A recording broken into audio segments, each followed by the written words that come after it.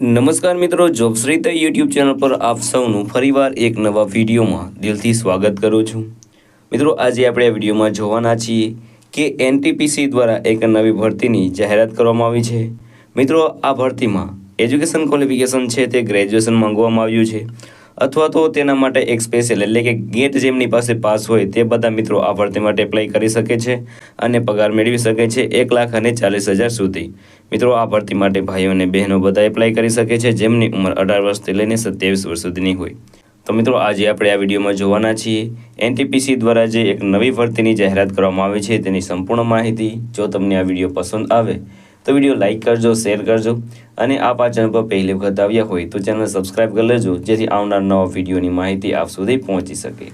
તો હવે આપણે જઈશું એનટીપીસી દ્વારા જે નવી ભરતીની જાહેરાત કરવામાં આવી છે તેની ડિટેલ ઉપર અને સંપૂર્ણ માહિતી મેળવીશું।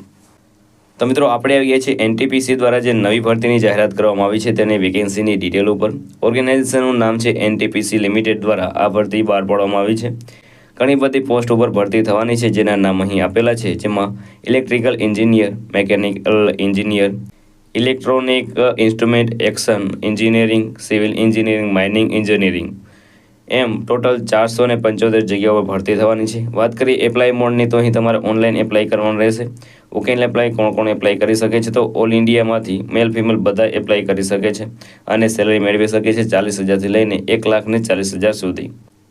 એજ લિમિટની વાત કરીએ તો અહીં 18 વર્ષથી લઈને 27 વર્ષ સુધીના કેન્ડિડેટ આ ભરતી માટે એપ્લાય કરી શકે છે।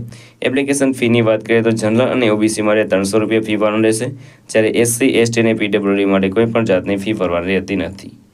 વાત કરીએ પેમેન્ટ મોડની તો અહીં તમે online credit card, debit card અથવા નેટ બેન્કિંગ દ્વારા તમે આ જે ફી છે તે ભરી શકો છો।